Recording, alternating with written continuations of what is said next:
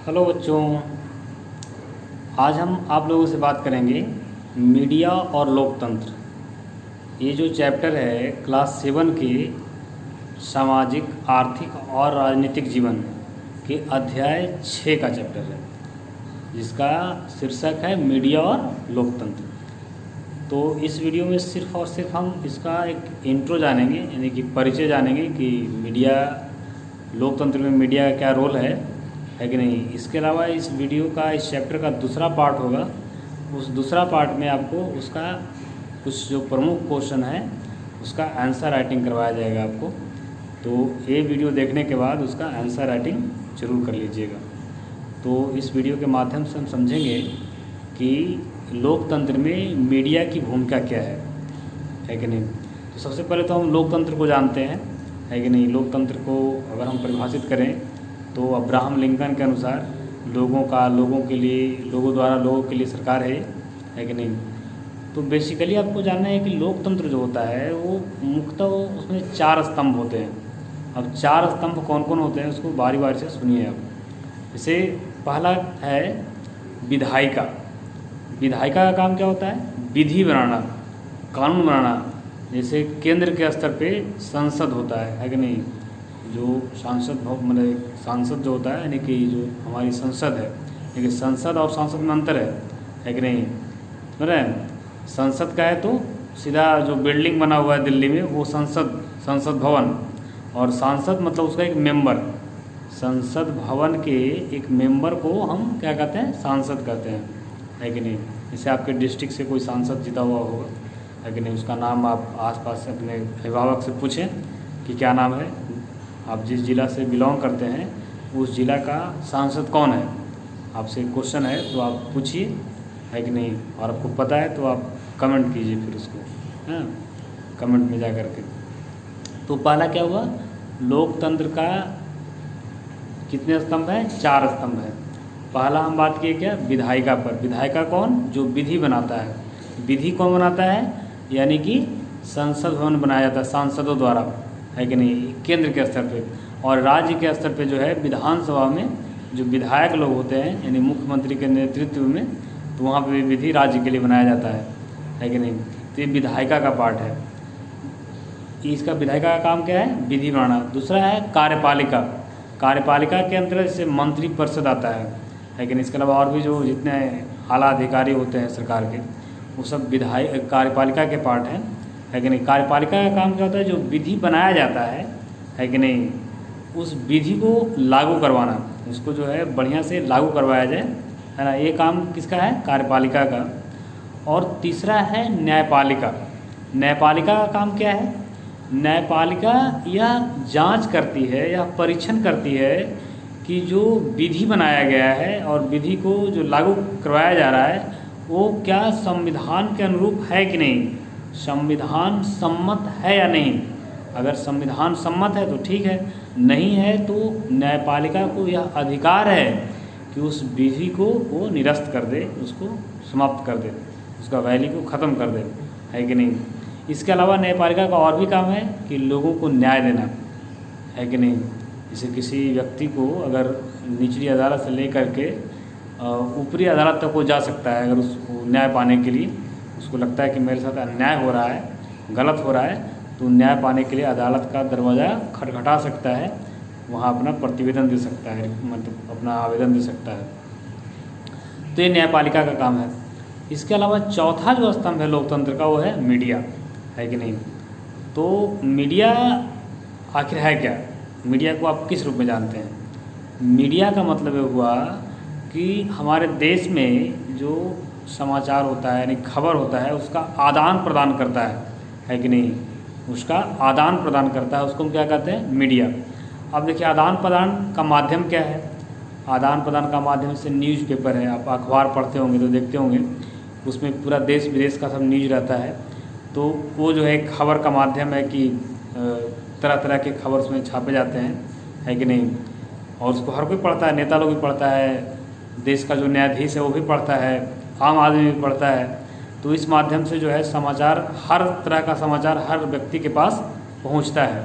इसके अलावा आज के दौर में हर घर में टेलीविज़न लगा हुआ है, मोबाइल है, इंटरनेट है, तो ये सब माध्यम भी जो है मीडिया का एक क्या है, माध्यम है कि नहीं।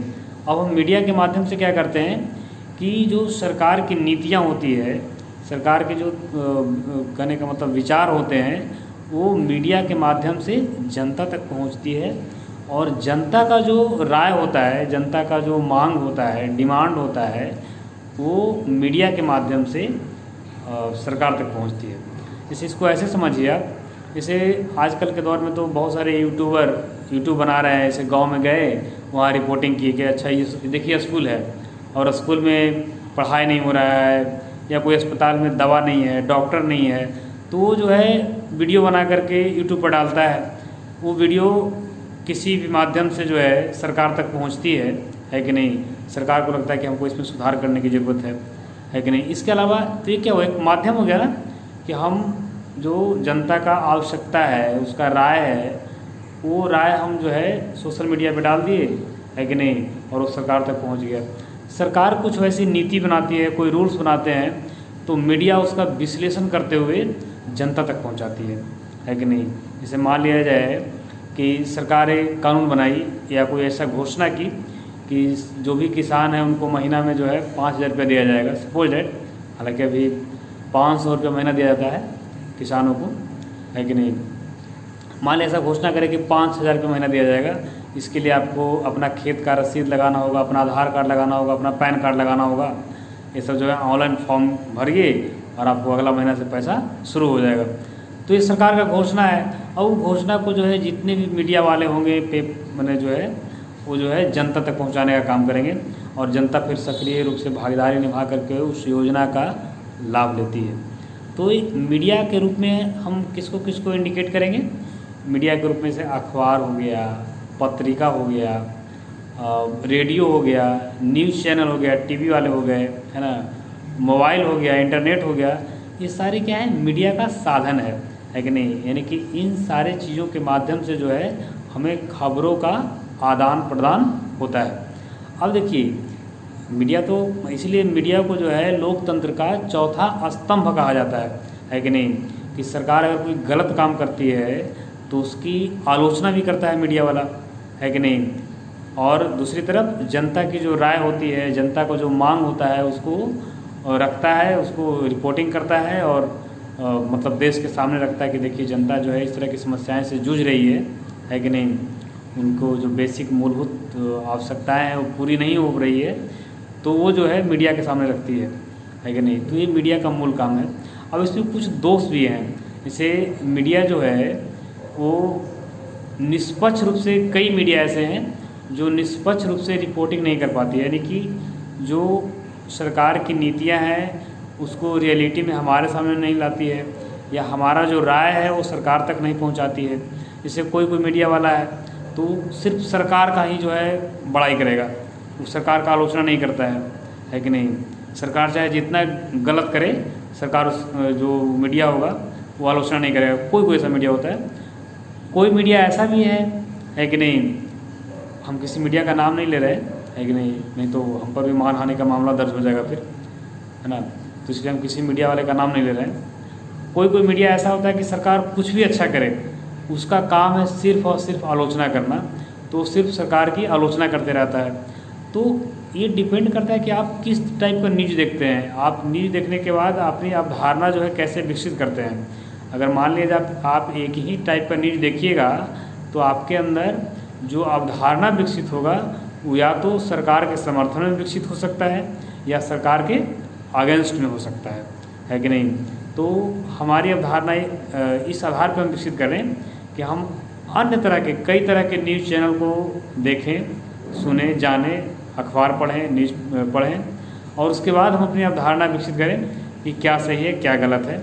और ये करने के लिए आपको एक एजुकेटेड होना, शिक्षित होना, समझदार होना है कि नहीं, काफ़ी ज़रूरी हो जाता है कि नहीं। तो हम मिला जुला के कह सकते हैं कि मीडिया का काम क्या है, खबरों का आदान प्रदान करना। जैसे देखिए, मान लीजिए आपकी किताब में बहुत बढ़िया उदाहरण दिया है कि एक ही तरह का खबर जो है उसको मीडिया वाला, दो तरह के मीडिया वाला दो तरीके से पेश किया है। जैसे मान लिया जाए कि बहुत गर्मी पड़ रहा था, जून का महीना था, खूब गर्मी पड़ रहा था, लोग एकदम गर्मी से त्राहिमाम थे, खूब लू चल रहा था, काफ़ी टेम्परेचर हाई चल रहा था, 46-48 जो भी। और उसके बाद एक दिन जो है वर्षा हुई, काफ़ी तेज़ वर्षा हुई, है कि नहीं, 1 घंटा 2 घंटा मूसलाधार वर्षा हुई। तो एक मीडिया वाला जो है ये न्यूज़पेपर में हेडिंग दिया कि जनता को जो है या लोगों को गर्मी से राहत मिली, है कि नहीं, जो सूरज का तापमान था उससे हमें थोड़ा राहत मिल गया है पानी पड़ने से। एक मीडिया इस तरह का न्यूज़ छापा। दूसरा मीडिया जो है उसी चीज़ को दूसरे रूप में छापा कि 1 घंटा का बारिश के कारण जो है शहर अस्त व्यस्त हो गया, पूरा रोड जो है तालाब बन गया, है कि नहीं, यानी कि जो नगर निगम की व्यवस्था है, न नाली सफाई हुआ था, यानी कि कहने का मतलब वो नगर निगम का आलोचना कर रहा है, सरकार की आलोचना कर रहा है कि आपका जो तैयारी था बरसात के लिए वो सही नहीं था, है कि नहीं। सारे नाला जो हैं भरे हुए थे, पूरा रोड पे जो है पानी भर गया और पब्लिक को काफ़ी परेशानियों का सामना करना पड़ा। तो देखिए घटना तो एक ही घटा कि 2 घंटा बारिश हुई, लेकिन 2 घंटा बारिश होने के बाद मीडिया जो है 2 तरह का खबर छाप रही है। तो आपको दोनों तरह के खबर से रूबरू हो करके अपनी अवधारणा को विकसित करना चाहिए, न कि किसी एक प्रकार के न्यूज़पेपर से वाइज्ड हो करके आप अपनी अवधारणा को विकसित करें। तो हमें लगता है कि आप लोग मोटा मोटी मीडिया क्या है उसको समझ गए होंगे। इस वीडियो को हम ज़्यादा लंबा नहीं करेंगे। इसके अलावा जो भी इससे प्रमुख क्वेश्चन है हम अगले वीडियो में आपको उसका आंसर राइटिंग करवा देंगे, और आप उसका आंसर राइटिंग कर लीजिएगा तो आपको बिल्कुल एक बेहतर समझ जो है मीडिया और लोकतंत्र पे क्रिएट हो जाएगा, और फिर उसको आप आंसर राइटिंग करते रहिएगा तो बस चीज़ें आपको समझ में आ जाएगा। तो आप पूरे मेहनत के साथ, पूरे मतलब एक तरह से कह सकते हैं जुनून के साथ आप पढ़िए, और इसको मतलब पढ़ने का एक मोटिव होना चाहिए आपके अंदर कि हम क्यों पढ़ रहे हैं। अगर आप दबाव में पढ़ रहे हैं, किसी के प्रेशर में पढ़ रहे हैं, तो पढ़ने का कोई फ़ायदा नहीं है। इस तरह का अवधारणा अगर आप 7 क्लास में हैं और 7 क्लास में रहते हुए अगर आप धारणा ऐसा विकसित कर लेते हैं तो यकीन मानिए आप आगे चल के एक बहुत बड़े अच्छे इंसान बनिएगा, बहुत बढ़िया एक अधिकारी बन सकते हैं, डॉक्टर बन सकते हैं, इंजीनियर बन सकते हैं। बहुत सारी चीज़ें आपके लिए जो है, तमाम तरह के अवसर आपके लिए उपलब्ध होंगे, है कि नहीं। आप एक अच्छे ज्ञानी पुरुष के रूप में, ज्ञानी आदमी के रूप में जाने जाएंगे, है ना। तो आप जो है पढ़िए, और सिर्फ ऐसा नहीं कि वीडियो देख लेने से आपका काम हो गया। आपको इसके वीडियो देखने के बाद आपको इसका आंसर राइटिंग करना है, इसका फिर किताब भी पढ़ना है। किताब पढ़ करके आप जो है चीज़ों को और बढ़िया से समझिएगा। जैसे वीडियो देखने के बाद आप किताब पढ़िएगा तब किताब पढ़ने में जो है इंटरेस्ट आएगा, है कि नहीं। इंटरेस्ट आएगा तो बस सारा काम तो इंटरेस्ट का ही है। जो काम करने में आपको मज़ा आ रहा है इसका मतलब काम बहुत बढ़िया से होगा। अगर काम करने में मज़ा नहीं आ रहा है इसका मतलब काम बढ़िया नहीं होगा। तो जो भी आप काम करते हैं उसमें मज़े लीजिए, है कि नहीं, फिर ज़िंदगी मज़ेदार बन जाएगा। धन्यवाद।